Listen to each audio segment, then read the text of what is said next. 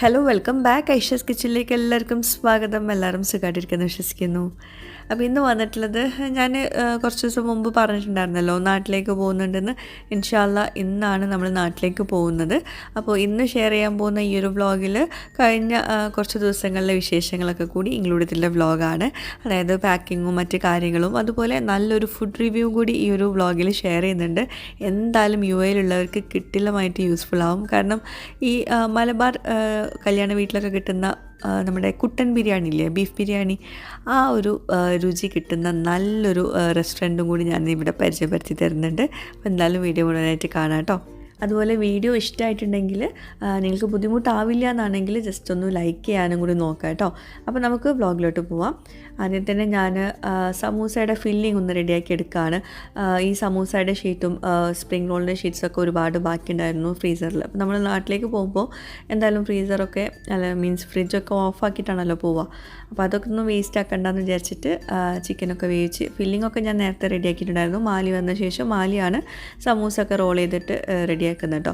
മാലിക്ക് ഭയങ്കര എളുപ്പമാണ് ഇതൊക്കെ ഉണ്ടാക്കാൻ വേണ്ടിയിട്ട്. അപ്പം ഫില്ലിങ് റെഡിയാക്കി കൊടുത്തിട്ടുണ്ടെങ്കിൽ ബാക്കിയൊക്കെ മാലി ചെയ്യും. അപ്പോൾ ഇനിയിപ്പം ഞാനിപ്പോൾ ഇത് ഉണ്ടാക്കുന്ന ദിവസം 2 ദിവസം ഉണ്ടായിരുന്നു നമുക്ക് നാട്ടിലേക്ക് പോകാൻ വേണ്ടിയിട്ട്. അപ്പം അന്നത്തെ വിശേഷങ്ങളൊക്കെയാണ് ഇപ്പോൾ ഈ കാണുന്നത് കേട്ടോ.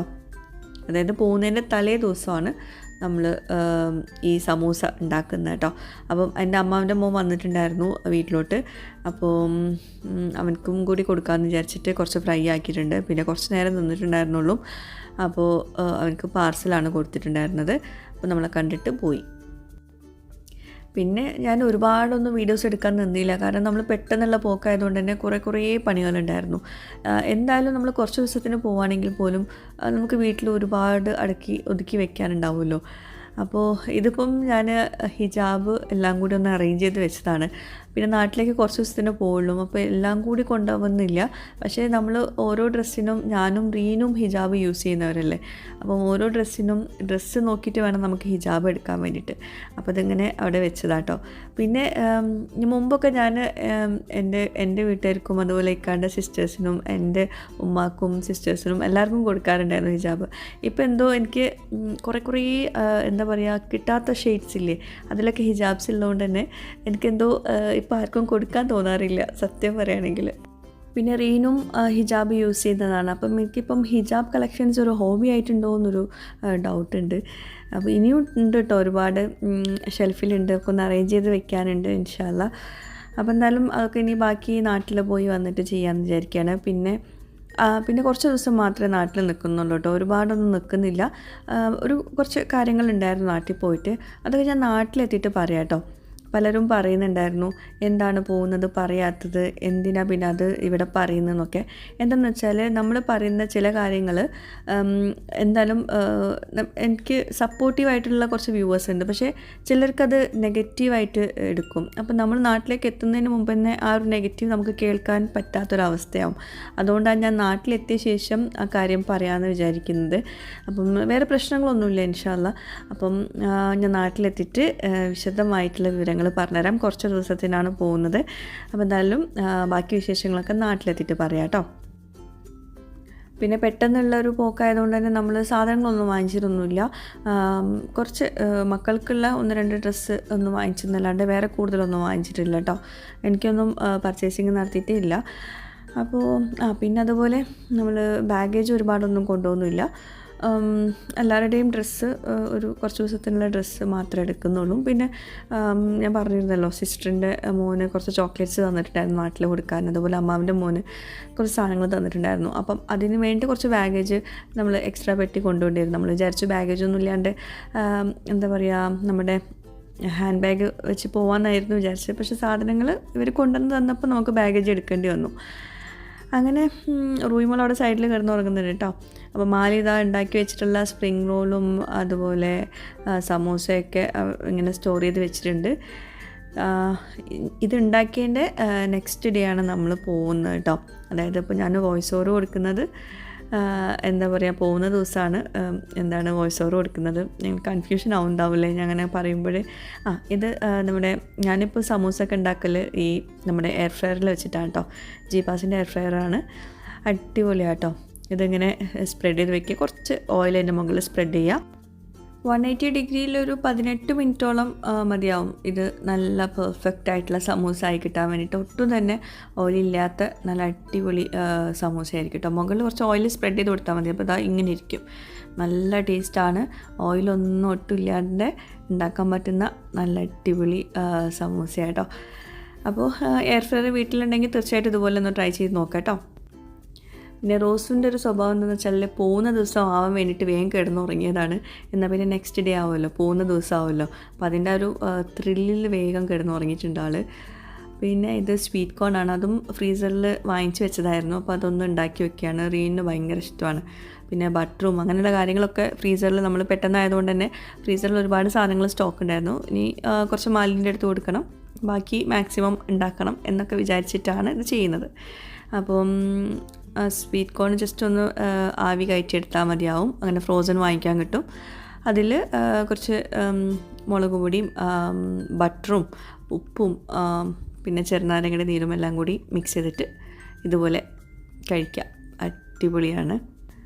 ഇനിയും ഒരുപാട് പണികൾ ബാക്കിയുണ്ട്. നമ്മൾ വീഡിയോ ഇങ്ങനെ എടുത്തുകൊണ്ട് ഇങ്ങനെ നമ്മൾ ഇങ്ങനത്തെ കാര്യങ്ങളൊക്കെ ചെയ്യുമ്പോഴേ ഒരു പണി നടക്കില്ല. അപ്പോൾ അതാ 1 മണിയായിട്ടുണ്ട്. ഇനിയും ഒരുപാട് പണികൾ ബാക്കി കിടപ്പുണ്ട്. അപ്പം അന്നത്തെ ദിവസം ഞാൻ അത്ര എടുത്തോളും. ഇത് ഞാൻ കുറച്ച് ദിവസങ്ങൾക്ക് മുമ്പ് എടുത്തിട്ടുള്ള ഒരു വ്ളോഗാട്ടോ.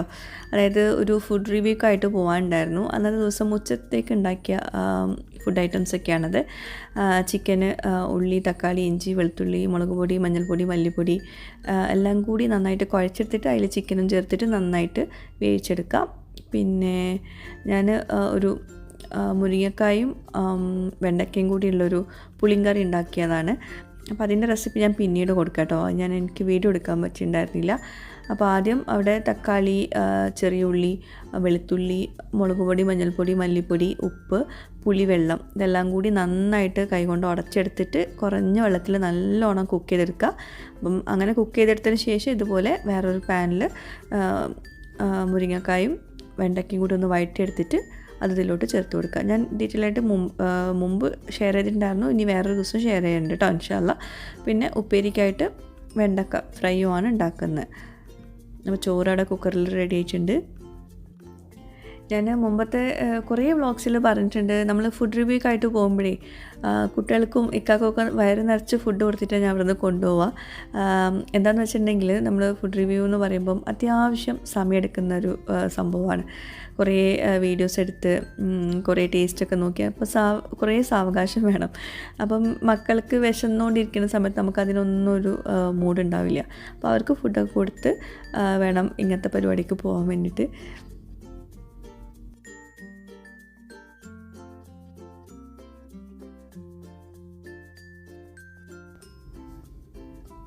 അപ്പോൾ ഈ വെണ്ടയ്ക്കും മുരിങ്ങക്കായും കൂട്ടിയുള്ള ഒരു പുളിങ്കറി ഉണ്ടല്ലോ, അടിപൊളി ടേസ്റ്റ് ആയിരുന്നു കേട്ടോ. അപ്പോൾ ഉണ്ടാക്കി കഴിക്കുന്ന സമയത്ത് ഞാൻ വിചാരിച്ച വീഡിയോ എടുക്കാമായിരുന്നു എന്ന്. ഇനി വേറൊരു ദിവസം ഞാൻ ഷെയർ ചെയ്യുന്നുണ്ട്.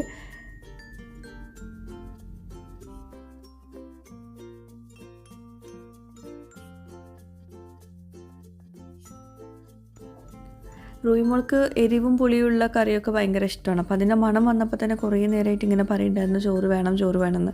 അങ്ങനെ ചോറൊക്കെ റെഡിയാക്കി എടുത്ത് അതിങ്ങനെ കുഴച്ച് തുടങ്ങുന്ന സമയത്ത് കണ്ട ആൾ പോകുന്നത്. അപ്പോൾ അവൾക്ക് ചില സമയത്ത് ഭയങ്കര കിറുക്കാണ്. അവൾ ചോദിച്ച് അപ്പം കൊടുത്താൽ അപ്പം വേണ്ടെന്ന് പറയും. കുറച്ച് ലേറ്റായിട്ടാണ് കൊടുക്കുന്നതെങ്കിൽ അതിങ്ങനെ ശല്യപ്പെടുത്തിക്കൊണ്ടിരിക്കും. അങ്ങനത്തെ സ്വഭാവമായിട്ടുണ്ട് ഇപ്പോൾ. അപ്പോൾ എന്തായാലും ആ ഒരു കറിയുടെ ആ ഒരു ടേസ്റ്റ് എത്രത്തോളം ഉണ്ടെന്ന് ഈ ഒരു ഇതിൽ നിന്ന് നിങ്ങൾക്ക് മനസ്സിലാവുമെന്ന് വിചാരിക്കുന്നു. അപ്പോൾ ഇനി നമുക്ക് നമ്മുടെ ഫുഡ് റിവ്യൂയിലോട്ട് പോവാം. എനിക്കൊരു ഇൻവൈറ്റ് വന്നിട്ടുണ്ടായിരുന്നു അജ്മാൻ ചായക്കട റെസ്റ്റോറൻറ്റ് എന്ന് പറഞ്ഞിട്ടുള്ള ഈ ഒരു റെസ്റ്റോറൻറ്റ് എന്ന് കേട്ടോ. അപ്പോൾ ഇതിപ്പോൾ എവിടെയെന്ന് വെച്ചിട്ടുണ്ടെങ്കിൽ അജ്മാനിൽ ലുലുവിൻ്റെയും KMTൻ്റെ ഒക്കെ ഓപ്പോസിറ്റാണ് ഈ ഒരു ചായക്കട റെസ്റ്റോറൻറ്റ് വരുന്നത്. അപ്പം ഞാനിങ്ങനെ വീഡിയോ എടുത്തുകൊണ്ട് നിൽക്കുമ്പോഴാണ് ഇവരെ കണ്ടത് കേട്ടോ. അപ്പം ആദ്യം ഇവർ ഐഷസ് കിച്ചൻ അല്ലേ എന്ന് പറഞ്ഞിട്ടാണ് വന്നത്. പിന്നെയാണ് മനസ്സിലായത് എൻ്റെ ഉമ്മയുടെ റിലേറ്റീവ്സാണിത്. അപ്പം പരിചയപ്പെട്ട് വന്നപ്പോഴാണ് റിലേറ്റീവ്സാണെന്ന് മനസ്സിലായത്. പിന്നെ അതിന് ശേഷമാണ് നമ്മൾ റെസ്റ്റോറൻറ്റിനകത്ത് കയറുന്നത് കേട്ടോ. ഇത് റെസ്റ്റോറൻറ്റിൻ്റെ ഒരു പാർട്ട്ണറാണ്, ദർശാദ് എന്നാണ് പേര്. ഞാൻ എപ്പോഴും പറയാറുണ്ട് ഇങ്ങനെ റെസ്റ്റോറൻറ്റിലോട്ടൊക്കെ എനിക്ക് ഇൻവൈറ്റ് വരുന്നത് ഇവരുടെ വീട്ടുകാർ നമ്മുടെ വീഡിയോസൊക്കെ കണ്ടിട്ടാണ്. അവരുടെ റിക്വസ്റ്റ് കൊണ്ടാണ് എനിക്കിങ്ങനെ ഇൻവൈറ്റ് വരുന്നതൊക്കെ. ഒരുപാട് സന്തോഷം. അപ്പോൾ അവരുടെ വീട്ടുകാർക്ക് ഇതിലൂടെ ഞാൻ താങ്ക്സ് അറിയിക്കാം കേട്ടോ. അപ്പം അവിടെ കുറച്ച് വ്യൂവേഴ്സൊക്കെ നമ്മുടെ വീഡിയോസ് കാണുന്നവരുണ്ടായിരുന്നു. അങ്ങനെ നമ്മൾ അവിടെ എത്തി കുറച്ച് നേരം കഴിഞ്ഞപ്പോഴേക്കും നമുക്ക് സ്റ്റാർട്ടേഴ്സ് കൊണ്ടുവന്ന് തന്നിട്ടുണ്ടായിരുന്നു. ഇത് ചിക്കൻ ലോലിപോപ്പും പിന്നെ ഡ്രാഗൺ ചിക്കനുമാണ്. ചായക്കട റെസ്റ്റോറൻറ്റിലെ സ്പെഷ്യൽ ഐറ്റംസാണ് ഈ സ്റ്റാർട്ടേഴ്സ് കേട്ടോ.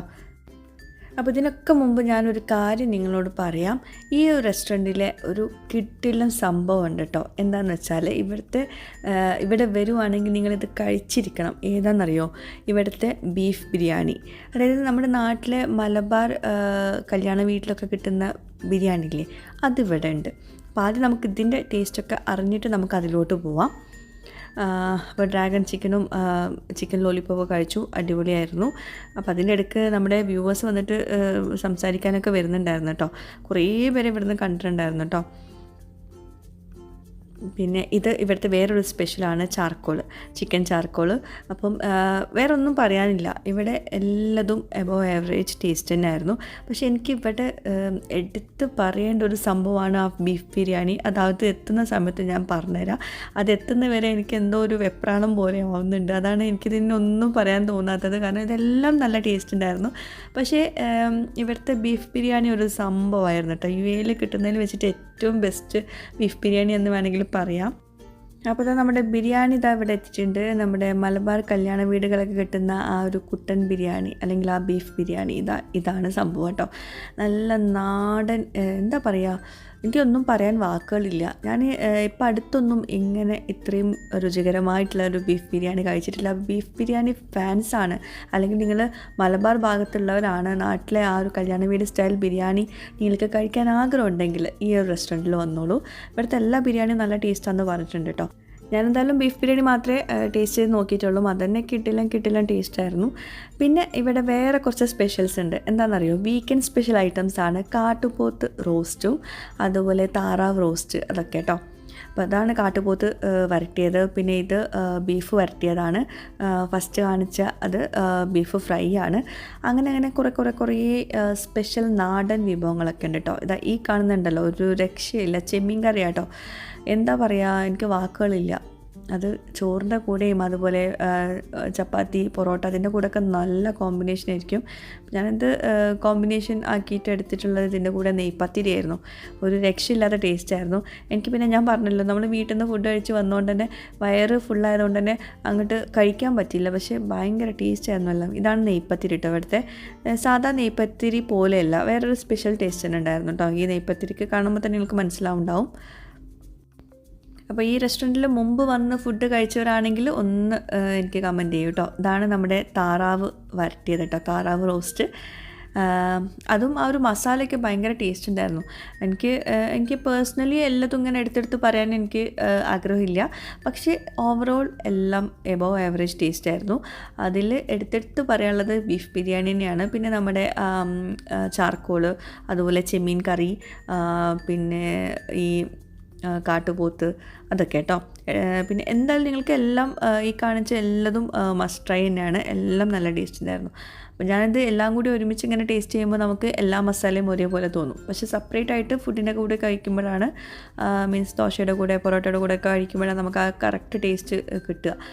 അപ്പോൾ ഞാനിത് കുറച്ച് പാർസൽ ചെയ്തിട്ടുണ്ടായിരുന്നു, നമുക്ക് ഇവിടുന്ന് ഫുഡ് കഴിക്കാൻ പറ്റാത്തതുകൊണ്ട് തന്നെ. അപ്പം വീട്ടിൽ വന്ന് കഴിച്ചപ്പോഴാണ് ആ കറക്റ്റ് ടേസ്റ്റ് എന്ന് മനസ്സിലാവുന്നുണ്ടായിരുന്നത്. പിന്നെ ഇവിടെ നീർദോശ ഉണ്ടായിരുന്നു കേട്ടോ. നമ്മളെപ്പോഴും ബ്രേക്ക്ഫാസ്റ്റ് ഉണ്ടാക്കുന്ന നീർദോശയാണ്. പക്ഷേ ഇത് ആ ഒരു രീതിയിലെല്ലാം ഉണ്ടാക്കിയെന്ന് തോന്നുന്നു. കുറച്ചുകൂടെ കട്ടിയുണ്ട്, നമ്മൾ ഭയങ്കര തിന്നായിട്ടല്ല ഉണ്ടാക്കുന്നത്. അപ്പോൾ നമ്മുടെ കുട്ടി സബ്സ്ക്രൈബർ വന്നിട്ടുണ്ടായിരുന്നു ഫോട്ടോ എടുക്കാൻ വേണ്ടിയിട്ട്. നമ്മുടെ ബീഫ് ബിരിയാണി കഴിക്കുന്ന സമയത്താണ് വന്നത്. അപ്പോൾ നമ്മൾ ഫോട്ടോ ഒക്കെ എടുത്ത് പിന്നെ വീണ്ടും ബിരിയാണിയിലോട്ട് പോവുകയാണ്. ആ ബീഫിൻ്റെ ആ ഒരു ടെക്സ്ചർ ഉണ്ടില്ലേ, അങ്ങനെ കുഴഞ്ഞ് മറിഞ്ഞ ബീഫ് നല്ലോണം വെന്ത്, എന്താ പറയുക, എനിക്ക് പറയാൻ വാക്കുകളില്ല. ഇത് നിങ്ങൾ മസ്റ്റായിട്ടും ട്രൈ ചെയ്യാൻ കേട്ടോ.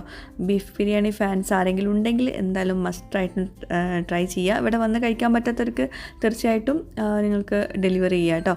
വീട്ടിലോട്ട് ഡെലിവറി ഉണ്ട്. പിന്നെ ഇത് ചിക്കൻ എന്താ പറയുക, ചട്ടിക്കറിയാന്ന് തോന്നുന്നു, പേരുകൾ ഞാൻ ഓർക്കുന്നില്ല. എന്തായാലും ആ ബീഫ് ബിരിയാണി കഴിക്കുന്നതിൻ്റെ ഇടയ്ക്ക് വന്നുകൊണ്ട് തന്നെ ഞാൻ അതിലോട്ടൊന്നും നോക്കിയില്ല. ആ ബീഫ് ബിരിയാണി ഒന്ന് കഴിക്കട്ടെ എന്ന് വിചാരിച്ചിരിക്കുകയായിരുന്നു. ഇടയ്ക്ക് ഇങ്ങനെ ഓരോ ഐറ്റംസ് വരുമ്പോഴേ ആ ബീഫ് ബിരിയാണി കഴിക്കുന്നത് ഡിസ്റ്റർബ് ആവുന്നുണ്ടായിരുന്നു. അപ്പോൾ എന്തായാലും ഞാൻ കുറച്ച് നേരം അതിരുന്നൊന്ന് ആസ്വദിച്ചു. എനിക്ക് ഭയങ്കര ടേസ്റ്റി ആയിട്ടുള്ള ഫുഡ് എബോവ് ആവറേജ് എന്താ പറയുക, ഞാൻ പ്രതീക്ഷിക്കാത്തതിലും അത്രയും ടേസ്റ്റിൽ വന്നാൽ എനിക്കതിങ്ങനെ പറഞ്ഞുകൊണ്ടിരിക്കാൻ തോന്നും. അപ്പോൾ നിങ്ങളെന്തായാലും ഇത് ട്രൈ ചെയ്യണം കേട്ടോ. ബിരിയാണി ഫാൻസ് ഉണ്ടെങ്കിൽ എന്തായാലും ട്രൈ ചെയ്യുക. പിന്നെ അതൊക്കെ കഴിഞ്ഞപ്പോൾ അടുത്തത് ബട്ടർ ചിക്കൻ. അതും എന്താ പറയുക, ഒരു സ്പെഷ്യൽ ടേസ്റ്റാണ് വന്നത് ബട്ടർ ചിക്കന്. സാധാരണ ടേസ്റ്റ് അല്ല വന്നത്, വേറൊരു എന്താ പറയുക, നമ്മൾ ചാർക്കോൾ ചിക്കൻ മിക്സ് ചെയ്തിട്ടുള്ളൊരു ബട്ടർ ചിക്കൻ, ആ ഒരു ഫ്ലേവറാണ് വന്നത് കേട്ടോ. അപ്പോൾ അതും ഒരു വെറൈറ്റി ടേസ്റ്റ് വന്നിട്ടുണ്ടായിരുന്നു. പിന്നെ വെള്ളയപ്പം, ഇതാണ് നെയ്പ്പത്തിരി. അപ്പോൾ നമുക്ക് നെയ്പ്പത്തിരിയുടെ കൂടെ നമ്മുടെ ഈ ചെമ്മീൻ കറി ഒന്ന് ടേസ്റ്റ് ചെയ്ത് നോക്കാം. ആ ഒരു ടെക്സ്ചർ കാണുമ്പോൾ തന്നെ അറിയുണ്ടാവും അതിൻ്റെ ടേസ്റ്റ് എത്രത്തോളം ഉണ്ട് എന്നുള്ളത്. നല്ല പുളിയുള്ള, എന്താ പറയുക, എനിക്ക് അതും പറയാൻ വാക്കുകളില്ല. അതും നിങ്ങൾ മസ്റ്റ് ട്രൈ ആണ്.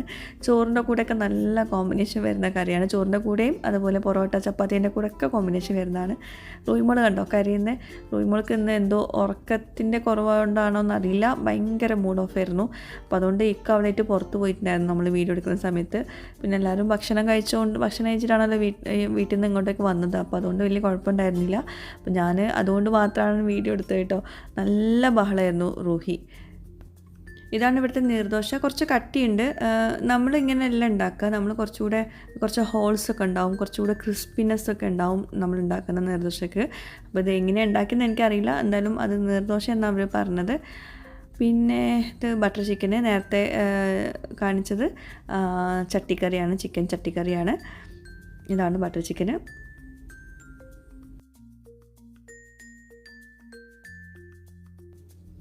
ഞാൻ നേരത്തെ പറഞ്ഞല്ലോ ബട്ടർ ചിക്കൻക്ക് ഒരു വെറൈറ്റി ടേസ്റ്റാണ് വന്നിട്ടുണ്ടായിരുന്നത്. ചാർക്കോൾ ചിക്കനും പിന്നെ അതുപോലെ ആ ബട്ടർ ചിക്കൻ്റെ ഗ്രേവിയൊക്കെ കൂടി കൂട്ടി കഴിക്കുന്ന ആ ഒരു ടേസ്റ്റ് ഉണ്ടല്ലോ, അങ്ങനെയാണ് വന്നത്. അപ്പോൾ നമ്മുടെ വേറൊരു വ്യൂവറാണത്, അവരിവിടെ ഭക്ഷണം കഴിക്കാൻ വന്നതായിരുന്നു. അങ്ങനെ ഒരുപാട് പേര് ഇവിടുന്ന് പരിചയപ്പെട്ടു കേട്ടോ. അപ്പോൾ ഇതാ അടുത്തത് നമ്മൾ ഭക്ഷണമൊക്കെ കഴിച്ച് കഴിഞ്ഞപ്പം ഒരു സ്പെഷ്യൽ ജ്യൂസ് കൊണ്ടുവന്നു. ഈ ജ്യൂസിൻ്റെ പേരെന്താണെന്ന് എനിക്ക് ഓർക്കുന്നില്ല, പക്ഷേ ഇതും ഇവിടുത്തെ മസ്റ്റ് ട്രൈ ആണ്. എന്താ പറയുക, എനിക്കതിൻ്റെ ശരിക്കും അതിൽ എന്താ ചേർത്തതെന്ന് എനിക്ക് മനസ്സിലാവുന്നില്ല, അത്രയും ടേസ്റ്റി ആയിരുന്നു കേട്ടോ. എന്താ പറയുക, പല പല ഫ്ലേവേഴ്സും വരുന്നുണ്ടായിരുന്നു. ഫ്രഷ് ജ്യൂസാണ് കേട്ടോ. അപ്പോൾ എന്തായാലും ഇങ്ങനെ ജ്യൂസ് കഴിക്കാൻ ആഗ്രഹം ഉണ്ടെങ്കിൽ ഈ ഒരു ജ്യൂസ് തന്നെ ഓർഡർ ചെയ്യുക, മസ്റ്റ് ട്രൈ ആട്ടോ. പിന്നെ ഇവർക്ക് വേറൊരു റെസ്റ്റോറൻറ്റ് ഉണ്ട് ദുബായിൽ, ലുലു വില്ലേജിലാണ്, ചായക്കട റെസ്റ്റോറൻറ്റ് എന്ന പേര്. അപ്പോൾ അതിപ്പോൾ റീസെൻ്റ്ലി ഓപ്പൺ ആയതാണ്. അപ്പോൾ ഇപ്പം വേറൊരു സംഭവം കൂടി ഉണ്ടായിരുന്നു. ഇവിടുത്തെ വേറൊരു പാർട്ട്ണറുടെ ഉമ്മ ഇവിടെ നമ്മളെ കാണാനായിട്ട് വന്നിട്ടുണ്ടായിരുന്നു കേട്ടോ. പക്ഷേ ഉമ്മക്ക് വീഡിയോയിൽ കാണിക്കേണ്ടെന്ന് പറഞ്ഞിട്ടുണ്ടായിരുന്നു ഉമ്മ. അപ്പോൾ അതുകൊണ്ടാണ് വീഡിയോയിൽ കാണിക്കാത്തത്. എന്തായാലും ഒരുപാട് സന്തോഷം. ഇത് വേറൊരു പാർട്ട്ണറിൻ്റെ മോനാട്ടോ. ഈ മോനും ഉമ്മയും കൂടിയായിരുന്നു വന്നിട്ടുണ്ടായിരുന്നത്. പക്ഷേ ഉമ്മാനെ കാണിക്കേണ്ടെന്ന് പറഞ്ഞു. പിന്നെ ഇവിടെ ഒരുപാട് സ്നാക്സ് ഐറ്റംസ് ഉണ്ട് കേട്ടോ. ഞാൻ രാത്രിയിലാണല്ലോ വന്നത്, അപ്പോൾ അതുകൊണ്ട് ആ സ്നാക്സൊക്കെ കഴിഞ്ഞിട്ടുണ്ടായിരുന്നു. അപ്പോൾ ഒരുപാട് വെറൈറ്റി സ്നാക്സ് ഡെയിലി ഉണ്ടാവും കേട്ടോ, ചായയുടെ കൂടെയുള്ള സ്നാക്സ്. പിന്നെ ഒരുപാട് ഡൈനിങ് സ്പേസ് ഉണ്ട്. ഞാൻ നേരത്തെ കാണിച്ചല്ലോ, പുറത്തുണ്ട് അകത്തൊക്കെ ഉണ്ട്. അതുപോലെ വീക്കെൻഡ് സ്പെഷ്യലാണ് താറാവും കാട്ടുപോത്തൊക്കെ, അത് മറക്കണ്ട. അതുപോലെ ബീഫ് ബിരിയാണിയുടെ കാര്യം മറക്കണ്ട. ബീഫ് ബിരിയാണി ഫാൻസ് ഉണ്ടെങ്കിൽ, നമ്മുടെ കല്യാണ വീട് സ്റ്റൈൽ ബിരിയാണി ഇഷ്ടമുള്ളവരുണ്ടെങ്കിൽ എന്തായാലും ഇവിടെ വരിക. എന്നിട്ട് എനിക്ക് ഫീഡ്ബാക്ക്സ് എഴുതിയറിയിക്കണം. ഇവിടെ നിങ്ങൾ വന്നിട്ട് ബിരിയാണി കഴിച്ചവരുണ്ടെങ്കിൽ എന്തായാലും താഴെ കമൻറ്റ് ചെയ്യുക കേട്ടോ.